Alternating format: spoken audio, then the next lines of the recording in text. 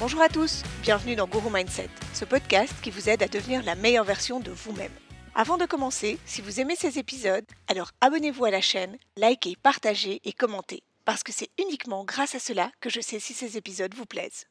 Et si vous souhaitez des informations sur les sessions privées ou en groupe, vous trouverez tout ce qu'il vous faut sur le site www.guru-mindset.com. Je suis là pour vous aider à atteindre les objectifs que vous vous fixez. Aujourd'hui est un épisode spécial car c'est le 10e épisode. Pour fêter ça, j'ai décidé que tous les 10 épisodes, je ferai une capsule un peu différente qui s'inspire d'une citation de personnalité inspirante. Après tout, beaucoup de grands de ce monde ont déjà fait des erreurs ou connu des échecs dont ils ont tiré des conclusions intéressantes. Alors autant nous en inspirer aussi un peu. Dans un de mes épisodes précédents, je vous parlais de Nelson Mandela. C'est une personne dont je m'inspire beaucoup car il a tiré de sa vie mouvementée énormément de sagesse et beaucoup de ses citations invitent à la réflexion. Cet épisode est donc consacré à sa citation « Je ne perds jamais, je gagne ou j'apprends » ou, comme j'aime l'appeler, l'importance de l'échec. Allez, c'est parti. Depuis que nous sommes tout petits, nous vivons dans une société qui ne valorise pas du tout l'échec. Nous ne devons pas nous tromper, nous devons avoir les meilleurs résultats, nous devons faire les bons choix, nous devons réussir, nous devons montrer une image de succès, que ce soit de notre vie sociale ou professionnelle. On a beau lire des briques sur comment être soi-même, on vit avec cette pression de la réussite permanente. Et lorsqu'on rate, lorsqu'on trébuche, lorsqu'un accident de la vie se présente, alors notre premier réflexe est de minimiser la casse en essayant que cet incident s'ébruite le moins possible. Tout comme quelqu'un qui rate une marche en public et dont le premier réflexe est de regarder autour de lui si personne ne l'a vu. On a tendance à vouloir s'éloigner la tête haute, rester drapé dans notre orgueil pour aller panser nos plaies seuls ou en tout petit comité. C'est marrant. Parce qu'en fait, quand on y pense, ce qui nous forge le plus, ce qui nous rend plus intelligents, plus sages, ce sont les leçons que nous avons tirées de nos échecs. Ce qui nous rend plus forts, c'est la façon dont nous avons traversé chacune des tempêtes, personnelles ou professionnelles, et surmonté chaque obstacle. D'ailleurs, on ne tire jamais rien de quelque chose obtenu facilement. Ni fierté, ni leçon, ni admiration, ni sentiment d'accomplissement.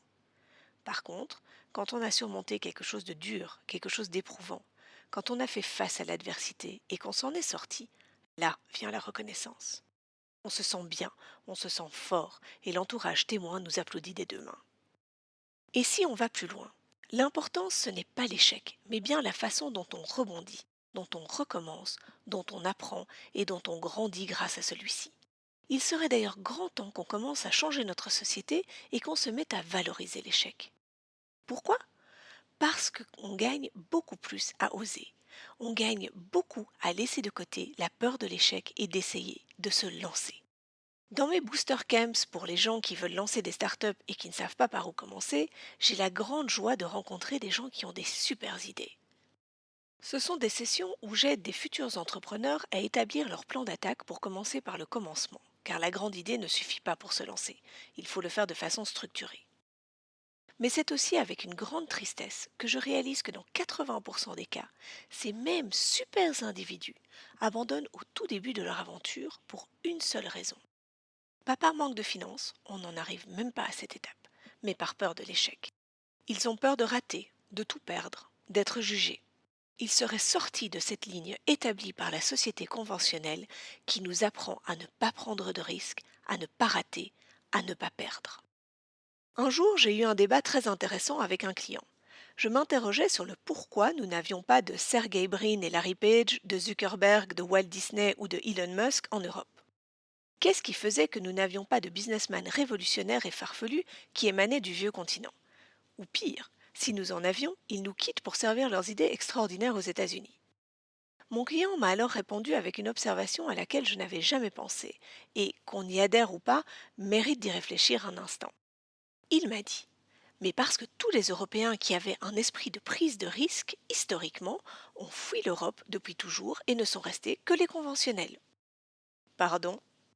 Bon, il est important de préciser qu'aucune bouteille de vin n'a été consommée lors de ce déjeuner, hein. Eh bien oui, m'a-t-il expliqué, à chaque guerre, chaque massacre, chaque moment terrible de l'histoire moderne de l'Europe, il y avait deux camps. Ceux qui restaient et encaissaient, et ceux qui avaient décidé qu'ils ne seraient pas des victimes, qui prenaient femmes et enfants, acceptaient de tout perdre pour aller découvrir un monde inconnu et tout recommencer pour continuer leurs rêves. Bon, il est vrai que le continent américain a connu bon nombre d'exodes d'Européens qui avaient décidé de tenter le tout pour le tout, de braver des mois de transport dans des conditions terribles pour affronter un monde complètement inconnu, devant souvent tout recommencer à zéro juste pour suivre leur idéal. Selon mon client, les Européens qui ont peuplé le continent américain, et qui sont donc les ancêtres de beaucoup, avaient tous en commun cet esprit d'entreprendre et de tout risquer en faisant fi de la peur de l'échec. C'est devenu un réel ADN. Et même si la théorie de mon client connaît beaucoup de zones d'ombre et de sujets de débat, il y a effectivement une chose que nous ne pouvons pas nier, c'est que la culture de l'échec outre-mer est tout de même bien différente de la nôtre. Il est vrai que beaucoup d'hommes d'affaires parlent de leur première ou deuxième faillite sans ciller et sans honte et que selon leur code, cela leur apporte même de la valeur. Des personnages qui ont osé, qui ont raté, qui ont appris de leurs échecs et qui ont reconstruit. Quand on réfléchit à toutes les personnes que nous estimons avoir réussi dans notre entourage, connues ou non, on a toujours tendance à les admirer pour leur réussite, alors qu'on ne regarde jamais le nombre d'échecs qu'ils ont connus avant d'en arriver là. Et c'est pourtant ces échecs qui ont forgé qui ils sont et où ils sont. Et ça, qu'ils soient européens ou américains. La seule différence est qu'en Europe, on nous apprend la pudeur et à nouveau l'importance de la réussite au lieu de la valorisation de l'échec. Mais quel dommage! Je suis sûre et certaine que si quelqu'un venait chez vous et vous disait «Non mais regarde, toi tu as trop de chance, tu as réussi ta vie avec tellement de facilité», vous éclateriez de rire. Pourquoi? Parce que les premières choses auxquelles vous penseriez, ce sont tous les obstacles que vous avez déjoués pour en arriver là.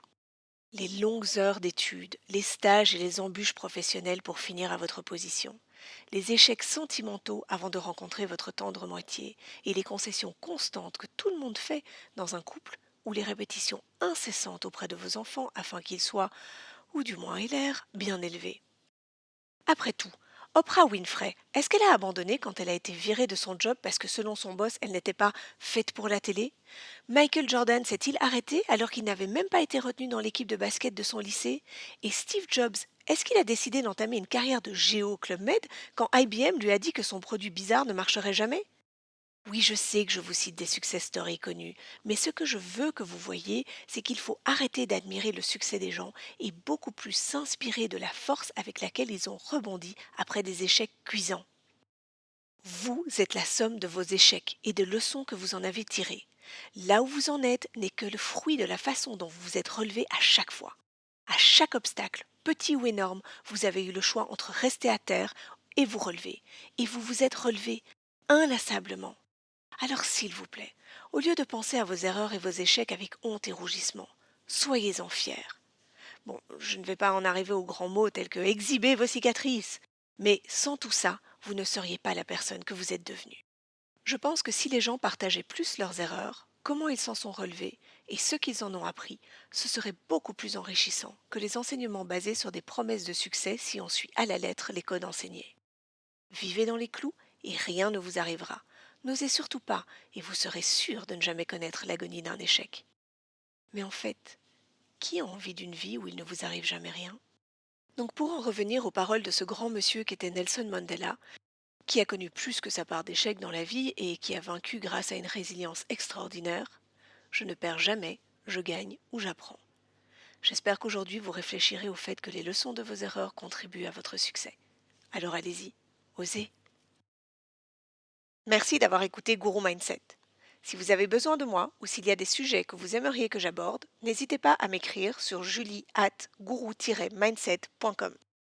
Et si cet épisode vous a plu, alors partagez-le avec les gens que vous aimez et n'oubliez pas de liker. Passez une belle journée et surtout, aujourd'hui faites quelque chose qui vous fait plaisir. Bye!